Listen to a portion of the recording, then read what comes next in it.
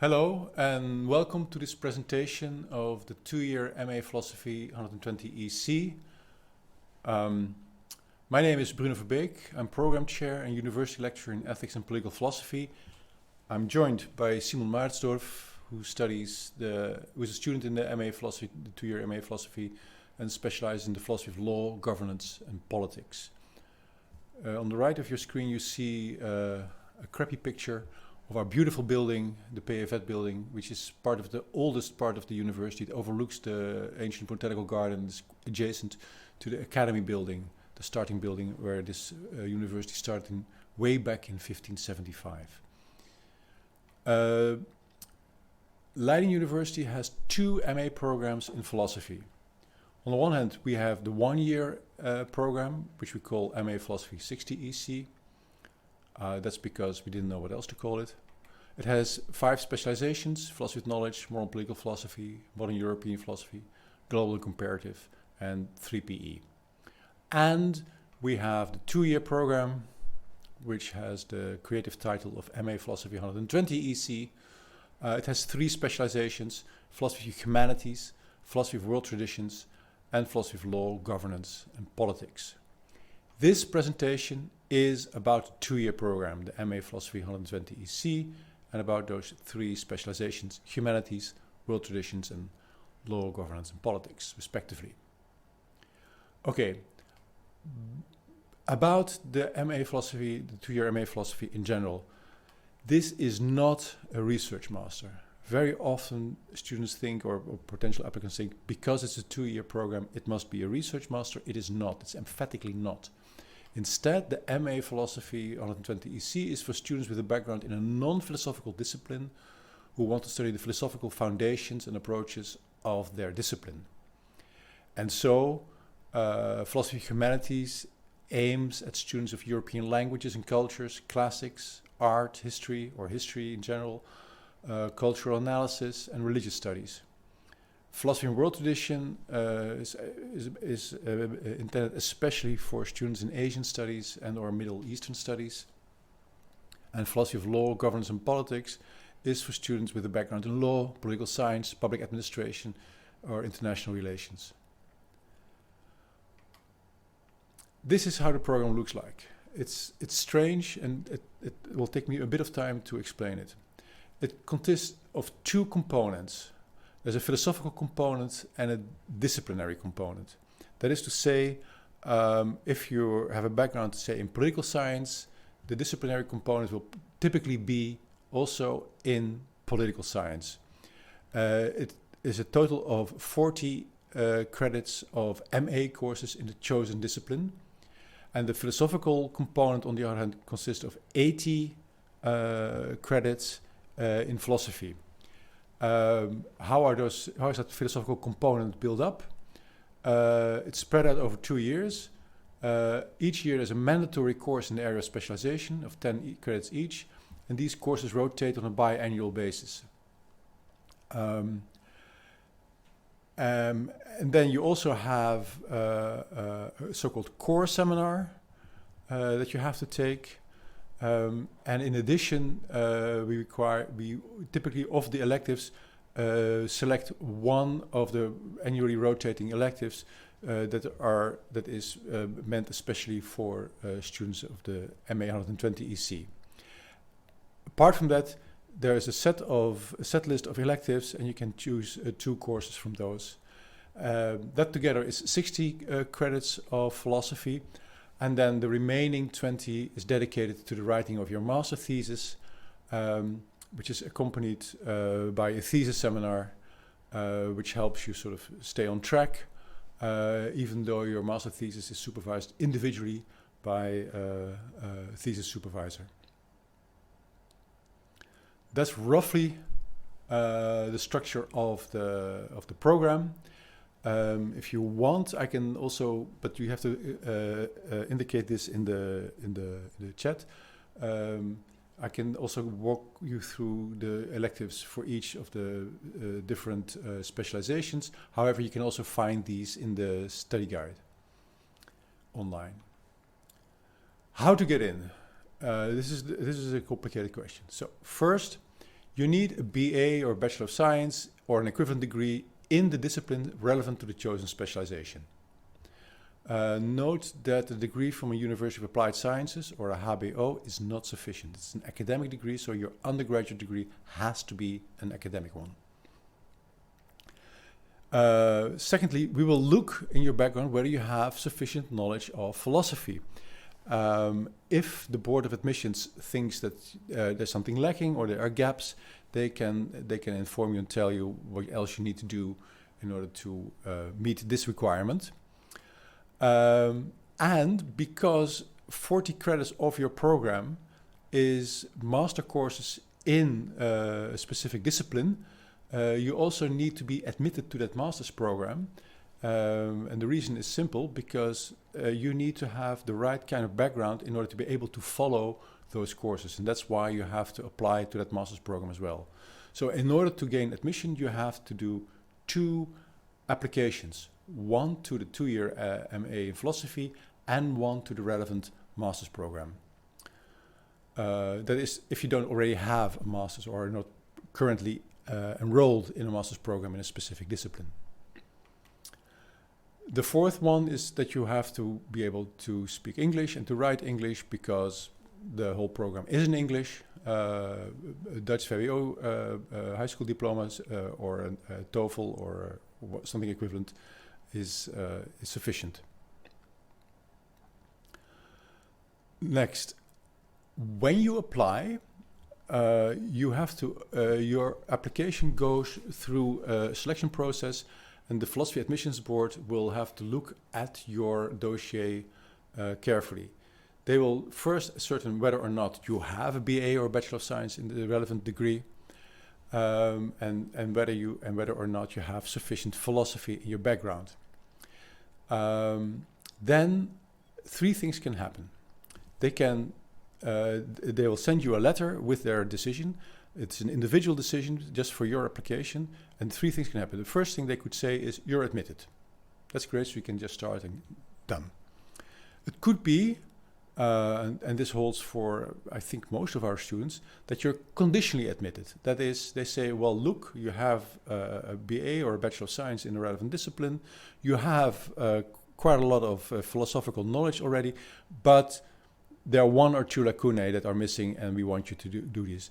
And that's conditionally admitted. That means that you cannot graduate unless at the point of graduation you also have done these specific courses that they require. It says so in your letter of admission.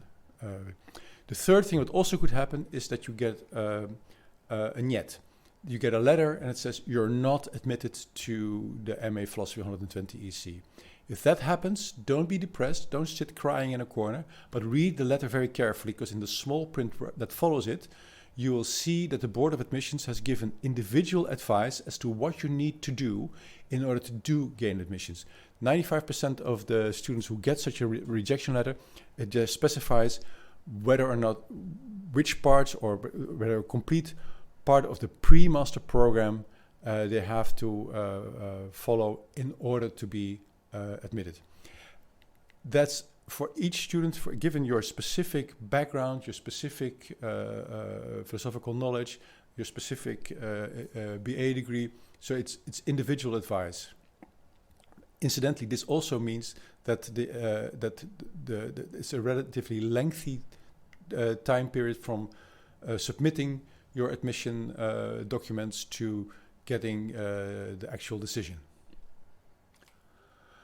I have to say something about this. Where do our graduates find jobs? Well, it's all over the place. A surprisingly large number of them end up in government or semi-government, or consultancy, education.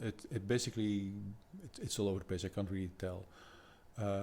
These figures come from the Humanities Job Market Survey in 2020. We have done for philosophy, we have run a special survey among our own alumni of both of the 1-year MA and the 2-year MA, and we saw that for philosophy students the research part is quite large.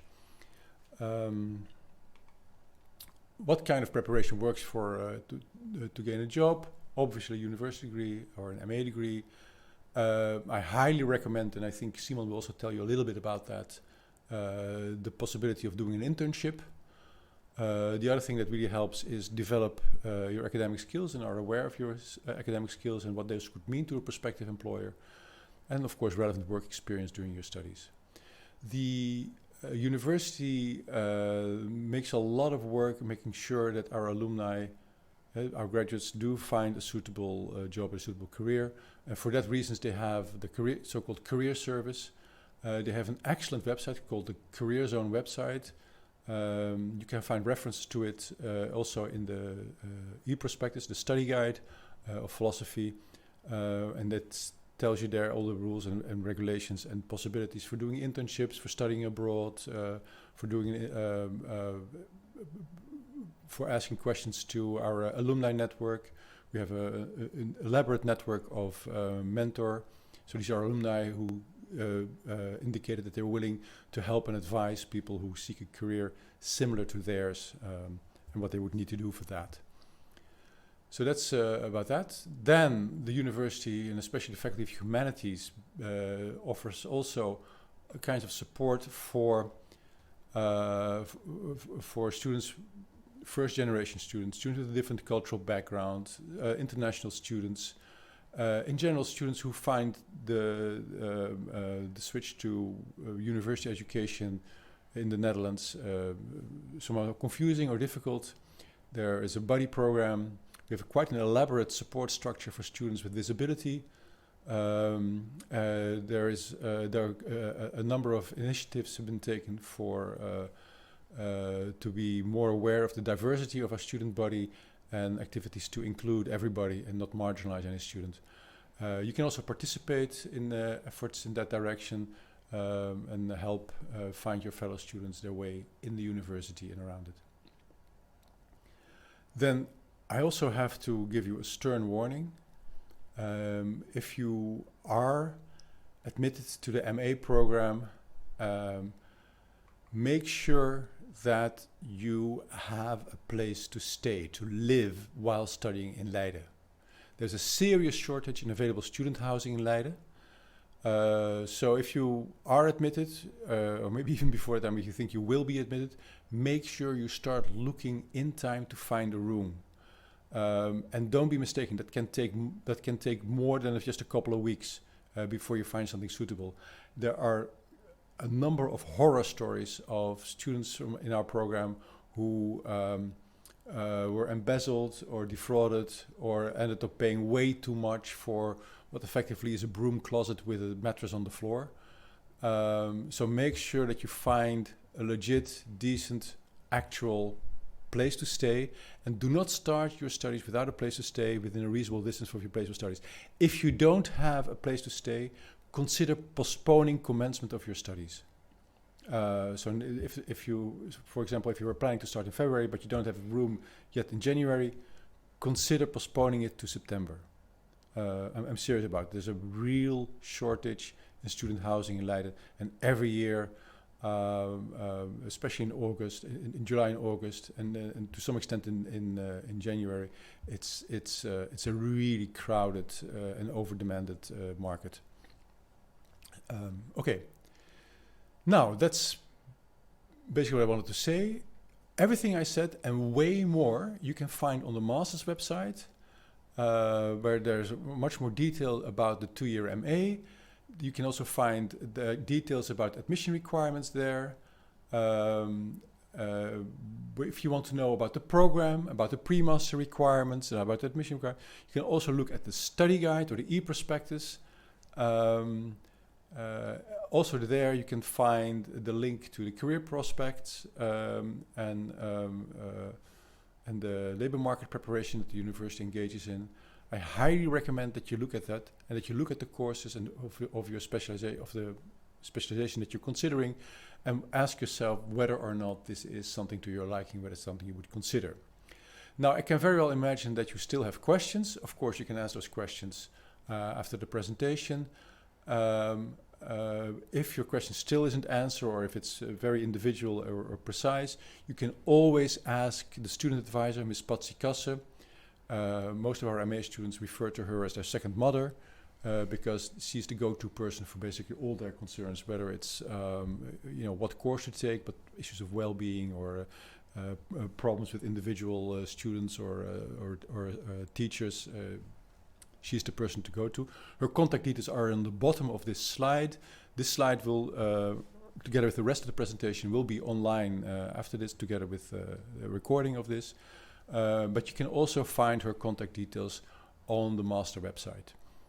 Now, that's it, what I wanted to say. So choose wisely, as long as you choose your MA at Leiden University, said the marketeer.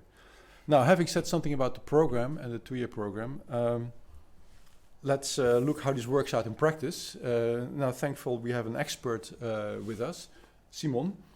Now, Simon, let's start. So, can you say a little bit about your background? What did you do before you came to Leiden, and Yes. where are you from? I'm from the Netherlands. I'm born in Alphen aan den Rijn. It's near Leiden. Before I started my bachelor in law, and before I started with my bachelor, I already knew that I wanted to do something with philosophy. And I saw that in Leiden you have the opportunity to do an MA in the philosophy of law, and therefore I chose to study law in Leiden. So let me get it straight. So when you were in high school and you deciding to study law, you also wanted to do philosophy, and precisely because you saw there was an MA program in philosophy of law. Yes. Okay, yes, that's right. Interesting. Yes. That's far-sighted. Yeah, but for after 1 year studying law, I couldn't wait to start my master, so I started my bachelor in philosophy too, besides my law bachelor. So you have 2 bachelor degrees, basically. Yes. Cool. And so Leiden because of the presence of philosophy of law, or were there other reasons? I mean, it was close to home, but maybe... it was also close to home, and I had the expectation to get a house in Leiden, so those were practical things that you already knew that you had a room yes. place to stay. Yes. How privileged. Okay, nice. Why philosophy of law? Why not, I don't know, continental philosophy or theoretical philosophy? During my philosophy bachelor, I also discovered for myself that I really liked the continental philosophy, or the more broader topics in philosophy as only than the philosophy of law. Mm-hmm. But the main thing what I really like during my studies is the combination between the 2 topics and how they engage in each other. And if you know more about the ground theories of law, then you can engage with it during your studies in philosophy. So there was really an interplay between them. Okay, so you read the intersection was what yes. in the end really fascinated you. Okay. So you've done all your coursework, you're writing your thesis right now. What has been your favorite course so far? My favorite course was Nietzsche and Politics of Professor Siemens. A very demanding one. Yes, and that's what I really liked during that course, that he really demanded from us to engage in the text. It was really close reading of a very hard philosopher to read sometimes, because it's a great writer, of course, but you never know what he actually means. Yeah, it's not academic style what you're getting. Yes. Yeah. So and Professor Siemens was really pushing us to dig into the text and come up with your own opinion. What do you think that Nietzsche means here? And So that was a good experience. Yes. Okay, and you're writing your thesis right now with me. So maybe what is your thesis about then? It is on the intersection of philosophy and law, but maybe you can say a little bit more about it. Yes, my topic is about the authority of the judge, and more specifically, it's about the authority of the judge in administrative law. What's interesting that in administrative law, the government uses law as a tool for the common good to realize traffic, roads, healthcare, schooling, and then it's the question: well, how does that judicial review look like? Can he engage in those policy questions, or does he only need to review if the government is acting in line with the law? Yeah. So or maybe does the judge has his own authority to go into a legal tradition and maybe review it from that perspective. Yeah. It's a very timely topic, of course, with the so-called toeslagenaffaire right now, because that's where you see this working out. Yes. On one hand, there's the social goal of curtailing fraud with social welfare. On the other hand, there is, say, basic principles of decency, like is it proportional? Is it okay? And one thing that's becoming more and more clear is that judges have sort of erred on the side of combating fraud. Yes. Yeah. Yes. Yeah. Okay, so that's very, very, very technical, very much on the philosophy of law. I can see that. But it's interesting that you say that your favorite course was a course on a hardcore continental thinker, where the connection with law was tenuous at times. Mm-hmm. So that's interesting. So apparently, even those thinkers have something to say about law. What comes next when you're done with this? When you've written your thesis and hopefully left the building with a diploma under your arm, will you be happy? What? Yes. Well, next year I start as a lawyer at Belsrijke, who is the state advocacy. And during my masters, I worked there as a kind of working student at administrative law. And during that time at that office, I really saw how the legal questions that come up for the state, that's not only about the law itself. You need to go into what are the policy goals here and get that broader perspective. So it was the excellent position to go in to use those philosophical skills as a lawyer. Yeah. So it sounds like basically this is the sort of the culmination of a trajectory that you started as a high school student. You already knew. Yeah. It's amazing. Yes. Yeah. Okay. It's interesting. Yeah.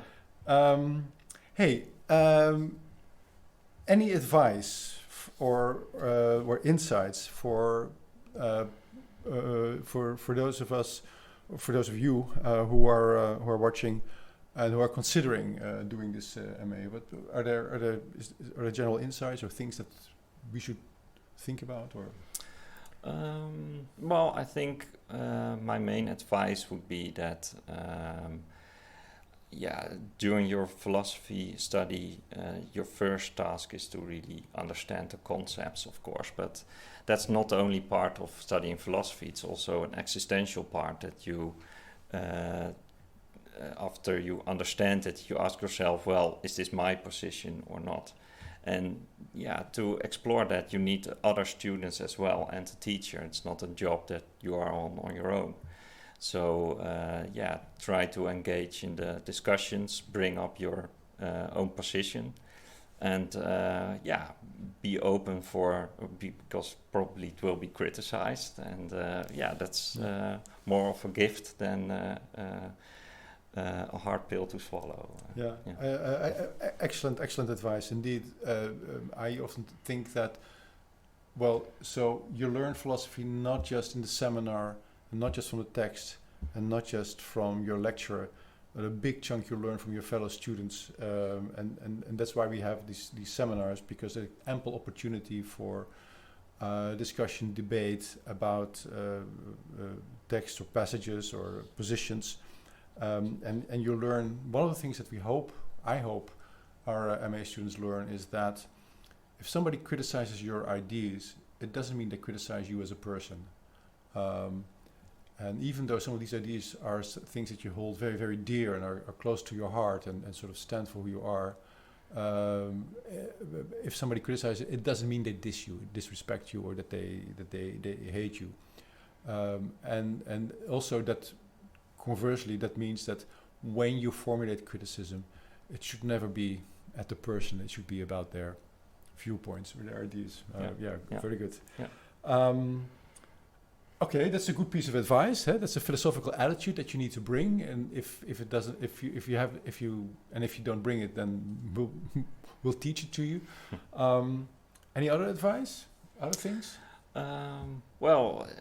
It's advice. It's in line with what I said earlier. Is that sometimes you get a great inspiration for an idea for a paper, and you work it out, and you think, well, this is brilliant, and then sometimes the teacher has heavily critics on it, and then if you are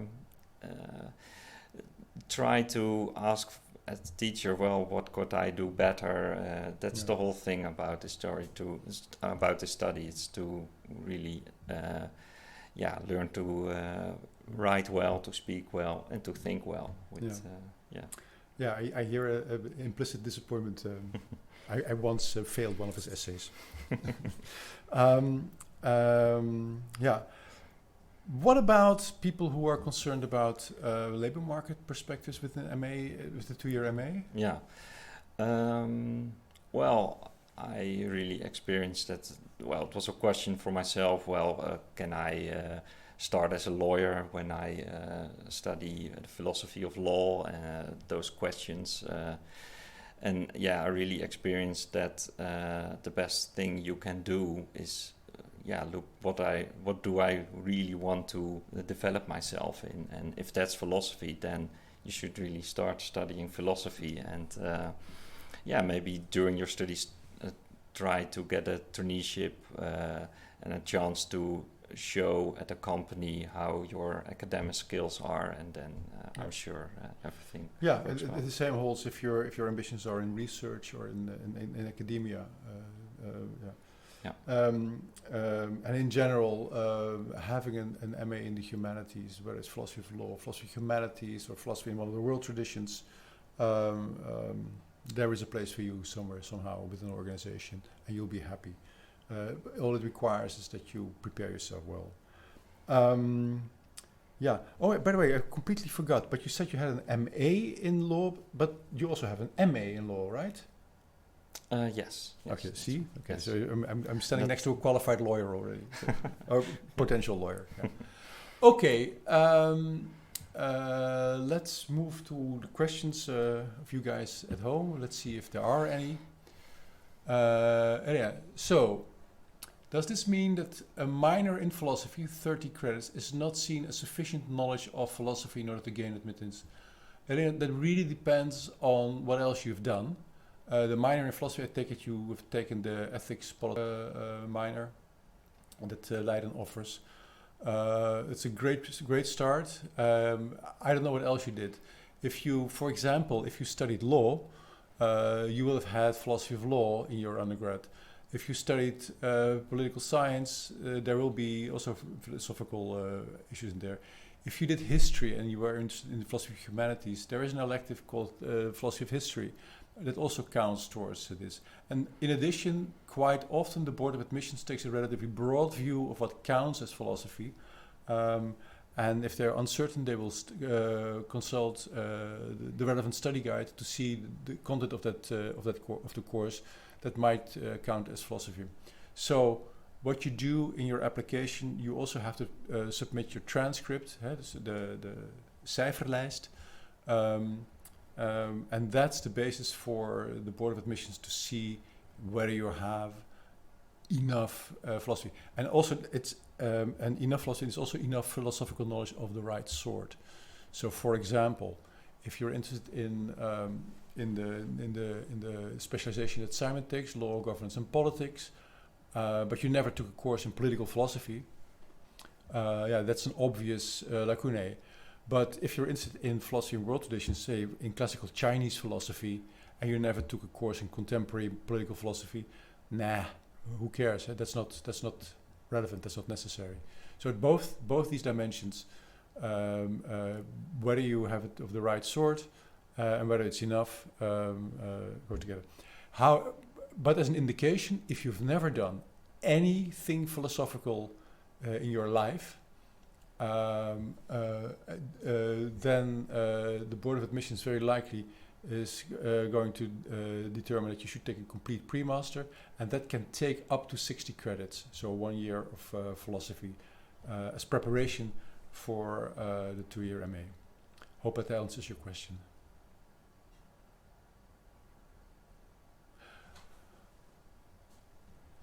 Could we provide a little more clarification about the difference between the 2-year MA in philosophy and the 1-year MA philosophy? Coursework, expectations, and outcomes. Let me start and then you can follow up. Mm-hmm. In a way, the name already says it. The one is a 2-year MA program and the other is a 1-year MA program. In terms of philosophy courses, in the 2-year MA philosophy, you definitely get more philosophy. 80 credits altogether, vis-a-vis 60 credits in the 1-year MA. But the real difference has to do with the focus and the kind of specialization and outcomes. What we expect from students who take the 2-year MA in philosophy is that they learn to do good academic work on the intersection of philosophy and their specific discipline, whether that's law, politics, history, cultural analysis, languages, China studies or South Asian studies, so Indian or Buddhist work. That's all. Right? Those are the sort of the areas that we cover.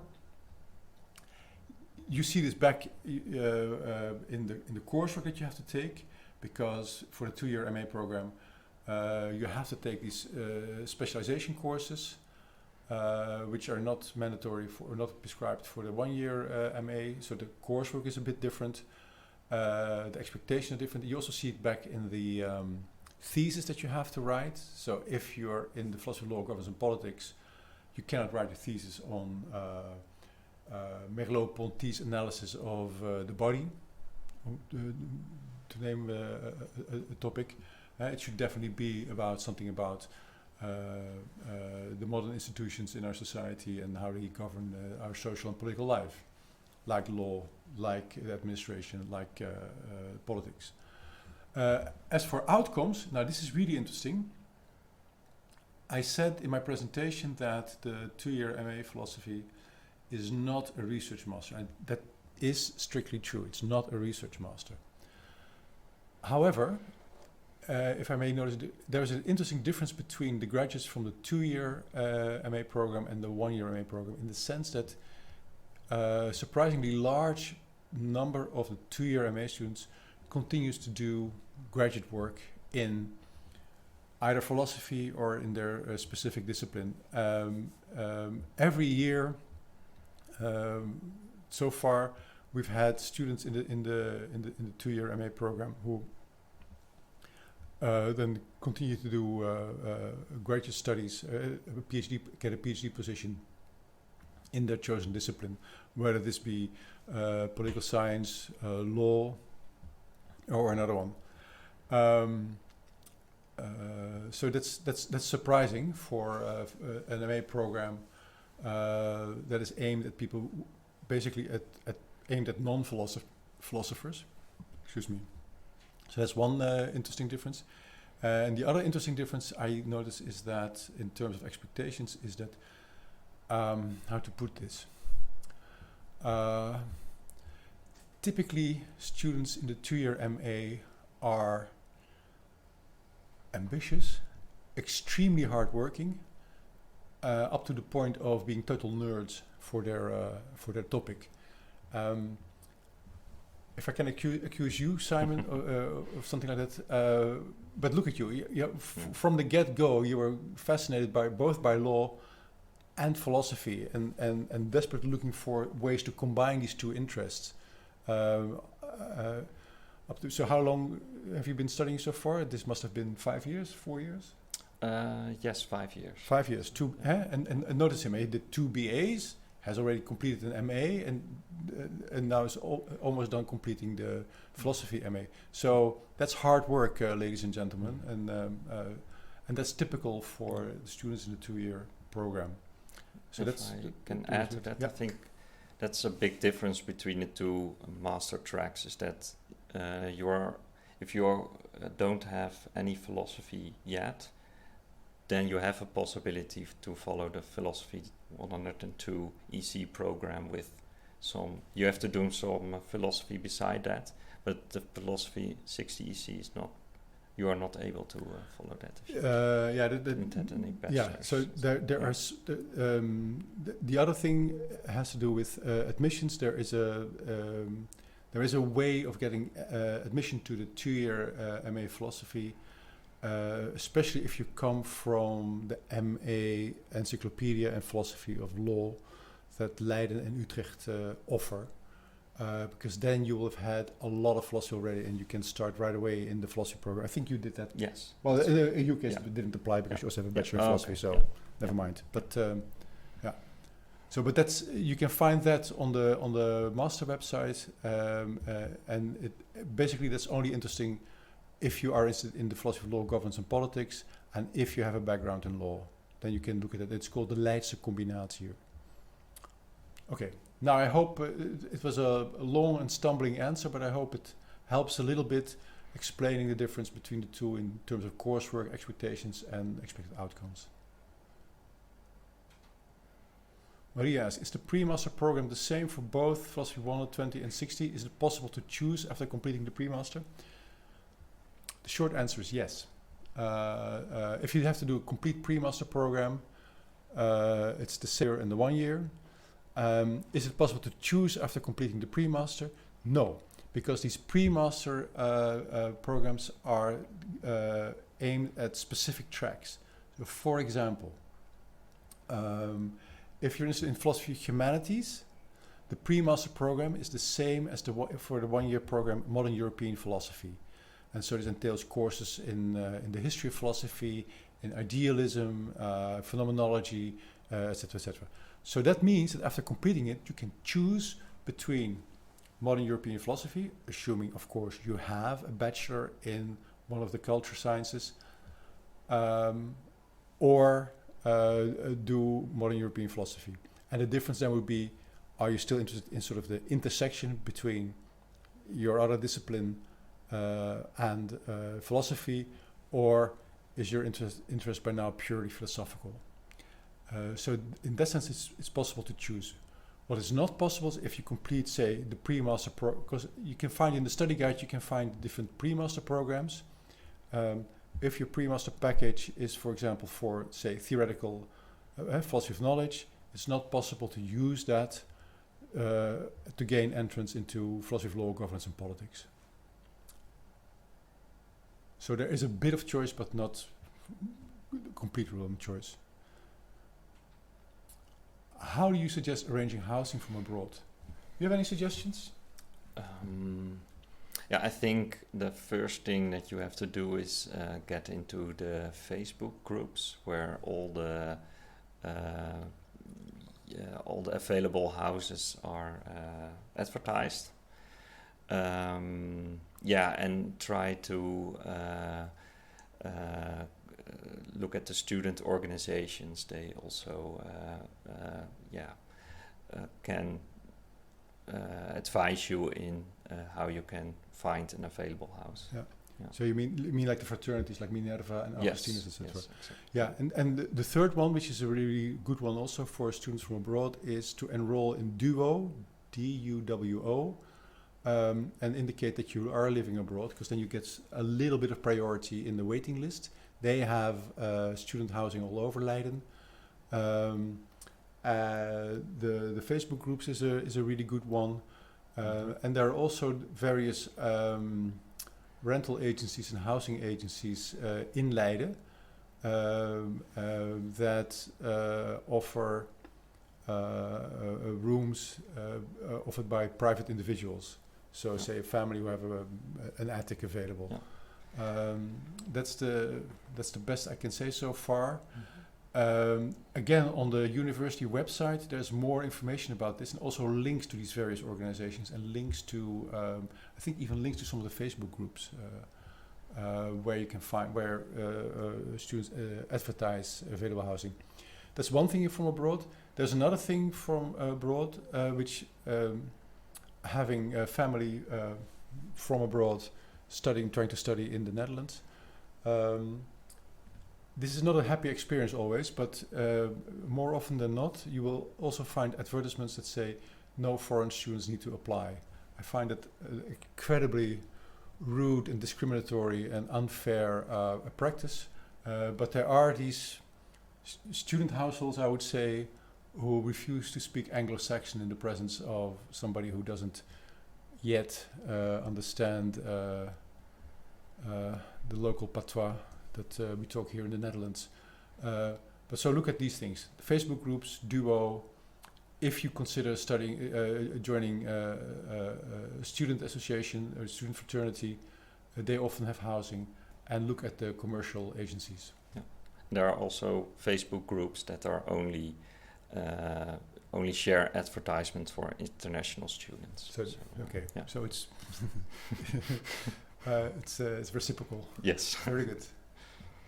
Maria's, is Philosophy 120 EC more suitable for students with a non-philosophical background than the one-year philosophy program? What factors should one consider when choosing between the two? Let me give an answer and you give an answer. You start. Yes, I think that the Philosophy 120 EC is more suitable for students with a non-philosophical background, because it's,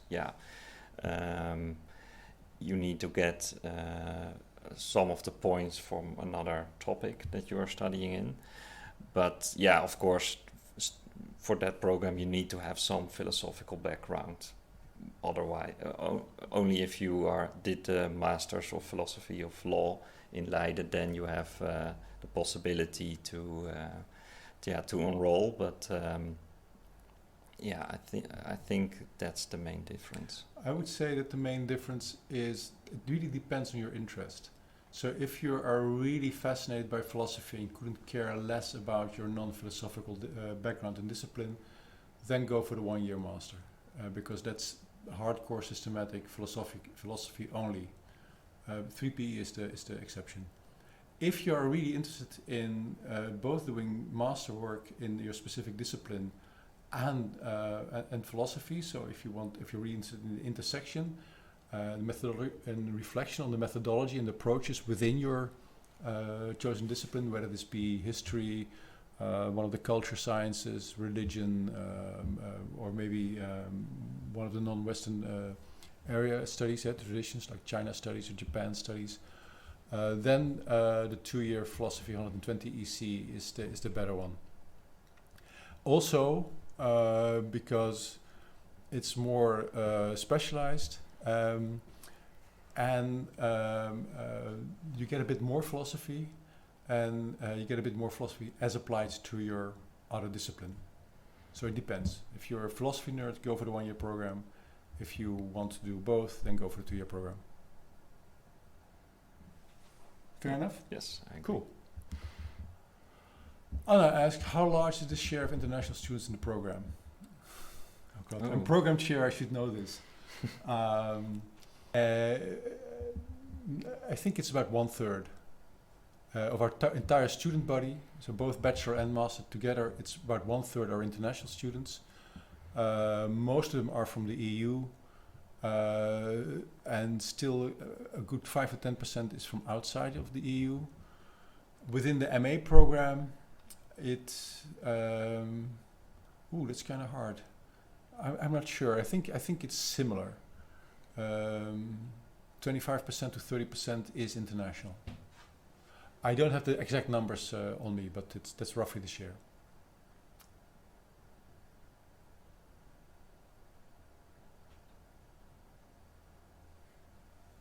Questions? Yes. Cool. Well, I hope this answers at least some of the questions and concerns about the 2-year program. If you have more questions, or if you try and find the answer on the website, It really contains an awful lot of information, way more than we could tell you here right now under these circumstances.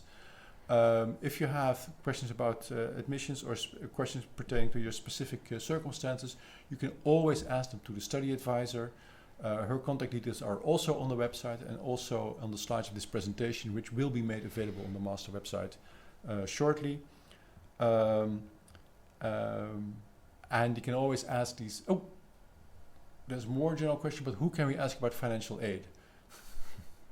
Besides mom and dad. Other than your father and mother, yes. Okay.